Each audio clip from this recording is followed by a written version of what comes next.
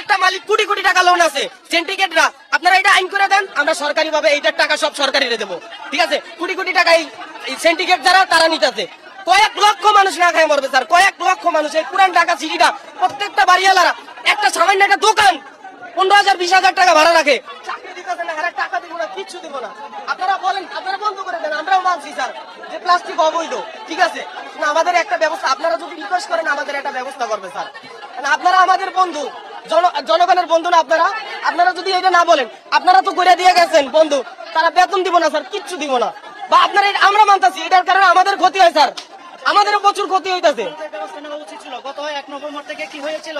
আমি বলি স্যার, নির্দেশ দেওয়া হয়েছিল যে কোনো প্লাস্টিক কারখানা চলবে না। যে কোনো জিনিস বন্ধ করার আগে এটা একটা রানিং জিনিস, এটার আগে একটা কিছু বের করার দরকার। কিছু বের করছে দেওয়া হয়েছিল 1 তারিখ, নভেম্বরের 1 তারিখ দেওয়া হয়েছিল। বাজারের মানুষরা কষ্ট আছে, সব মানুষরা কষ্ট আছে, আর এইটা চাপ পড়তেছে আমাদের উপরে। প্রত্যেকটা মালিক কোটি কোটি টাকা লোন আছে, সিন্ডিকেটরা।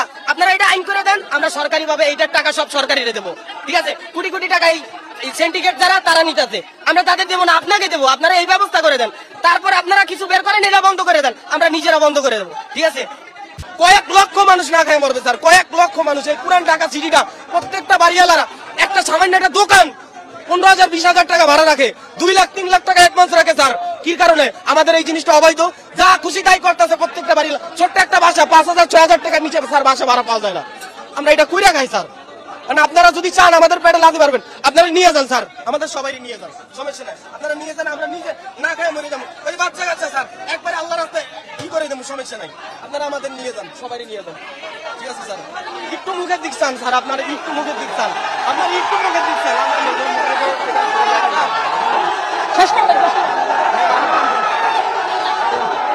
একটা কর্মস্থলে দেন, তারপর আপনারা বন্ধ করতে পারছেন।